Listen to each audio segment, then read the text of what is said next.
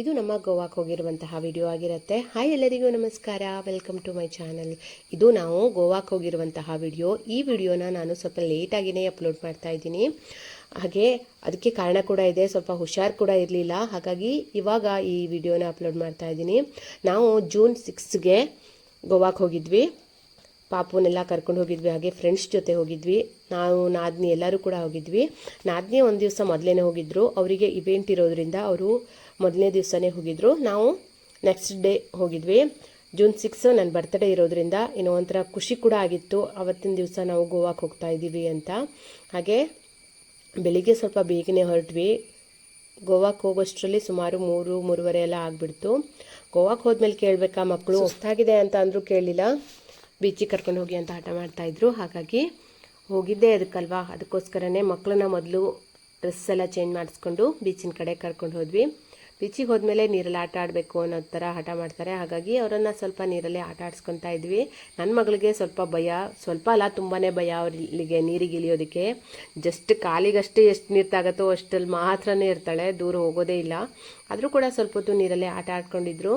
ಹಾಗೆ ಪಾಪು ಮಾತ್ರ ಅವನ ಆಟಿಕೆ ಸಾಮಾನೆಲ್ಲ ತೊಗೊಂಡು ಬಂದಿದ್ದ. ಅಂದರೆ ಬೀಚಲ್ಲಿ ಆಡುವಂತಹ ಎಲ್ಲ ಇಂಗ್ರೀಡಿಯೆಂಟ್ಸ್ನ ತಂದ್ಕೊಂಡು ಈ ರೀತಿಯಾಗಿ ಕುತ್ಕೊಂಡು ಬಿಡ್ತಾನೆ. ಅವನು ಯಾವಾಗಲೂ ಅಷ್ಟೇ, ಬೀಚಿಗೆ ಹೋದರೆ ನೀರಲ್ಲಿ ಆಡೋದಕ್ಕಿಂತ ಈ ರೀತಿ ರೇತಿಯಲ್ಲಿ ಆಡೋದೇ ಜಾಸ್ತಿ. ನೀರು ಅಂತ ಅಂದ್ಕೊಟ್ಬಿಟ್ರೆ ಆಯಿತು, ಮಣ್ಣನ್ನು ಕಲಿಸ್ಕೊಂಡು ಆಡ್ತಾನೇ ಇರ್ತಾನೆ. ಹಾಗೆ ಎಲ್ಲರೂ ಕೂಡ ಸ್ವಲ್ಪ ಹೊತ್ತು ಬೀಚಲ್ಲಿ ಓಡಾಡ್ಕೊಂಡು ಬಂದ್ವಿ. ಏನೋ ಒಂಥರ ಮೈಂಡ್ ಫ್ರೆಶ್ ಆಗುತ್ತೆ ಈ ರೀತಿಯಾಗಿ ಬೀಚಲ್ಲಿ ನಿಂತ್ಕೊಂಡು ಓಡಾಡ್ಕೊತಾ ಇದ್ದರೆ. ಹಾಗೆ ಎಲ್ಲರೂ ಹೋಗಿದ್ವಲ್ಲ, ಹಾಗೆ ಎಲ್ಲರೂ ಈ ರೀತಿಯಾಗಿ ಎಂಜಾಯ್ ಮಾಡೋದು ಏನೋ ಒಂಥರ ಖುಷಿ ಸಿಗುತ್ತೆ. ನನಗಂತೂ ಇನ್ನೂ ಒಂಥರ ಖುಷಿ, ಯಾಕೆಂದರೆ ನನ್ನ ಬರ್ತಡೇ ದಿವಸ ನಾನು ಗೋವಾದಲ್ಲಿದ್ದೀನಿ ಅಂತ. ಯಾಕೆಂದರೆ ಯಾವಾಗಲೂ ಮನೆಯಲ್ಲೇ ಇರೋದು, ಆಲ್ಮೋಸ್ಟು ಹೆಚ್ಚಿನದಾಗಿ ಹೊರಗಡೆ ಎಲ್ಲ ತಿರುಗಾಟಕ್ಕೆ ಅಲ್ಲಿ ಇಲ್ಲಿ ಅಂತ ಹೋಗೋದು ತುಂಬಾ ಕಡಿಮೆನೇ. ಅದರಲ್ಲೂ ಬರ್ತಡೇ ಅಂತ ಸ್ಪೆಷಲಾಗಿ ಏನು ಆಚರಣೆ ಏನು ಮಾಡ್ಕೊಳ್ಳೋದಿಲ್ಲ. ಮನೆಯಲ್ಲೇ ನಾದಿನಿ ಅಥವಾ ಹಸ್ಬೆಂಡ್ ಯಾರಾದರೂ ಇದ್ದರೆ ಕೇಕ್ ಎಲ್ಲ ತರ್ತಾರೆ ಅಷ್ಟೇ, ಬಿಟ್ಟರೆ ಹೊರಗಡೆ ಎಲ್ಲ ಹೋಗಿ ಸೆಲೆಬ್ರೇಟ್ ಮಾಡೋದೆಲ್ಲ ತುಂಬಾ ಕಡಿಮೆ.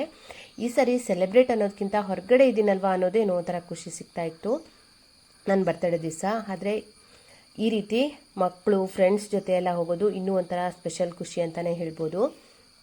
ಹಾಗೆ ನಾವೊಂದು ಕಡೆ ನೀರಲ್ಲಿ ಆಟ ಆಡ್ಕೊತ ಅಂದರೆ ಓಡಾಡ್ಕೊತಾ ಇದ್ದರೆ ಮಕ್ಕಳು ಇಲ್ಲಿ ಇನ್ನೊಂದು ಥರ ಆಟ ಆಡ್ತಾನೆ ಇದ್ದರು. ನನ್ನ ಮಗಳನ್ನು ಮಲಗಿಸಿ ಅವಳನ್ನು ಈ ರೀತಿಯಾಗಿ ರೇತಿಯಿಂದ ಎಲ್ಲ ಕ್ಲೋಸ್ ಮಾಡ್ತಾಯಿದ್ರು. ಅಂದರೆ ಅವಳಿಗೆ ಹಾಗೇನು ಎದ್ದು ಬಂದುಬಿಡು ನಾವು ಈ ಥರ ಮಾಡ್ತೀವಿ ಅಂತೆಲ್ಲ ಮಾಡ್ತಾಯಿದ್ರು. ಅಲ್ಲೆಲ್ಲ ಸುಮಾರು ಪಾಪು ಅಂತೂ ಬೆಳಿಗ್ಗೆಯಿಂದನೇ ಕೇಳ್ತಾ ಇದ್ದ, ಇವತ್ತು ಅತ್ತೆ ಬರ್ತಡೇ, ಕೇಕ್ ತೊಗೊಂಡು ಬರೋಣ ಅಂತ. ಹಾಗೆ ಅವರು ಕೇಕ್ ತೊಗೊಂಡು ಬಂದಿದ್ರು. ನಾದಿನಿ ಮತ್ತು ಅವ್ರ ಹಸ್ಬೆಂಡ್ ಎಲ್ಲ ಸೇರಿಕೊಂಡು ಕೇಕ್ ತೊಗೊಂಡು ಬಂದಿದ್ರು. ಯಾರು ಬರ್ತಡೇ ಆದ್ರೂ ಕೂಡ ಅಷ್ಟೇ, ಅವರು ನಮ್ಮ ಮನೇಲಿದ್ದಾರೆ ಅಂದರೆ ಅವರೇ ಕೇಕ್ನ ತಂದು ಸೆಲೆಬ್ರೇಟ್ ಮಾಡ್ತಾರೆ.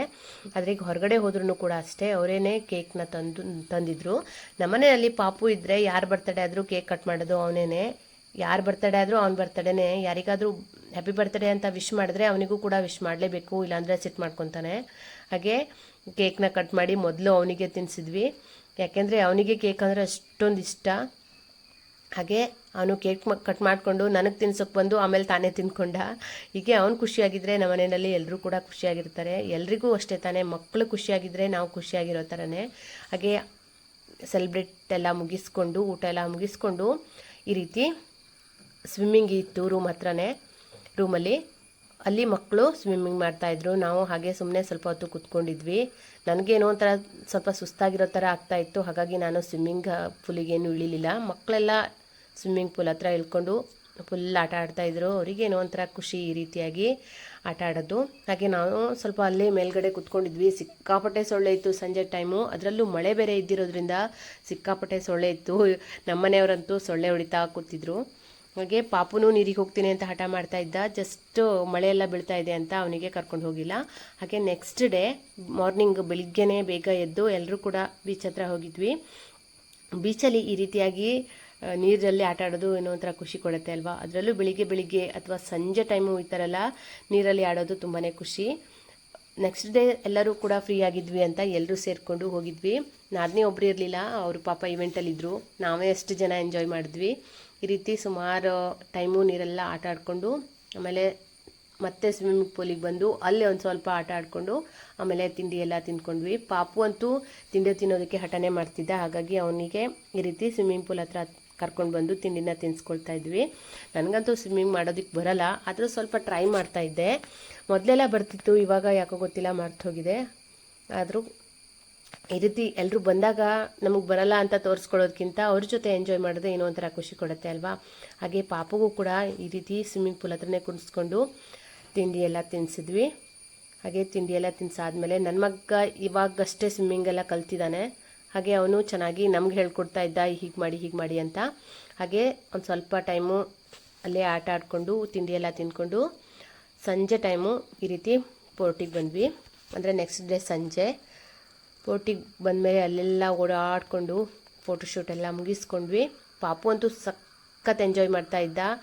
ಆದರೂ ಏನೋ ಒಂಥರ ಬೇಜಾರು ಕೂಡ ಮಾಡ್ತಾ ಇದ್ದ. ಅಂದರೆ ಅವನಿಗೆ ಹಶ್ವಾಯ್ತು ಏನೋ ಗೊತ್ತಿಲ್ಲ, ತಿಂಡಿ ಸರಿಯಾಗಿ ತಿಂದಿರಲಿಲ್ಲ, ಹಠ ಕೂಡ ಮಾಡ್ತಾ ಇದ್ದ. ಹೀಗೆ ಪೋರ್ಟ್ ಎಲ್ಲ ಕಡೆ ಸುತ್ತಾಡಿಕೊಂಡು ಫೋಟೋಶೂಟ್ ಎಲ್ಲ ಮುಗಿಸ್ಕೊಂಡು ವಾಪಸ್ ಬಂದ್ವಿ.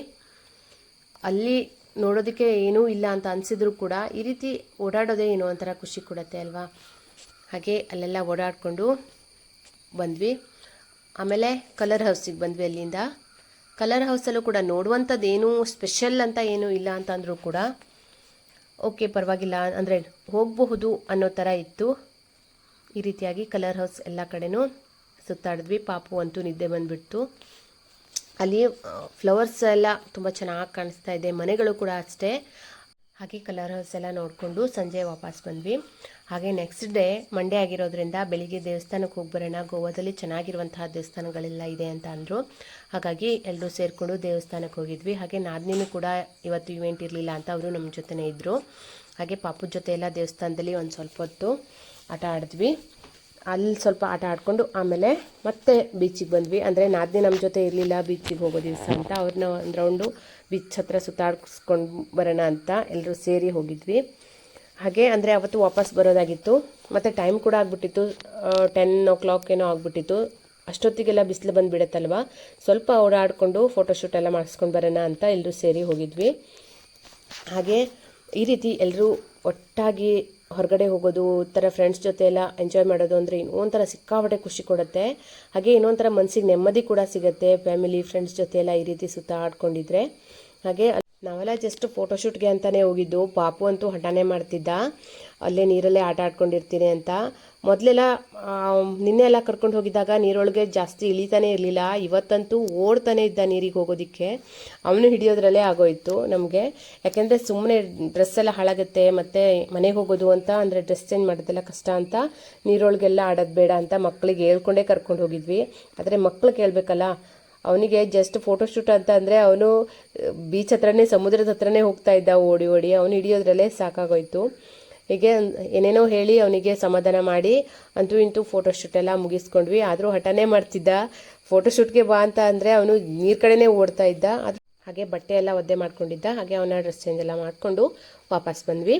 ಹಾಗೆ ಯಾರಾದರೂ ಈ ಥರ ಗೋವಾ ನೋಡಿಲ್ಲ ಅಂದರೆ ಒಮ್ಮೆ ಹೋಗಿ ನೋಡಿ, ತುಂಬಾ ಚೆನ್ನಾಗಿದೆ, ಮೈಂಡ್ ಒಂಥರ ರಿಫ್ರೆಶಿಂಗ್ ಆಗುತ್ತೆ. ಹಾಗೆ ಇದಾಗಿತ್ತು ಇವತ್ತಿನ ವಿಡಿಯೋ. ಈ ವಿಡಿಯೋ ನಿಮಗೆ ಸ್ವಲ್ಪನಾದರೂ ಇಷ್ಟ ಆಗಿದ್ರೆ, ಯೂಸ್ಫುಲ್ ಅಂತ ಅನಿಸಿದ್ರೆ ಪ್ಲೀಸ್ ಒಂದು ಲೈಕ್ ಕೊಡಿ. ಮುಂದಿನ ವಿಡಿಯೋದಲ್ಲಿ ಮತ್ತೆ ಸಿಗ್ತೀನಿ. Thank you.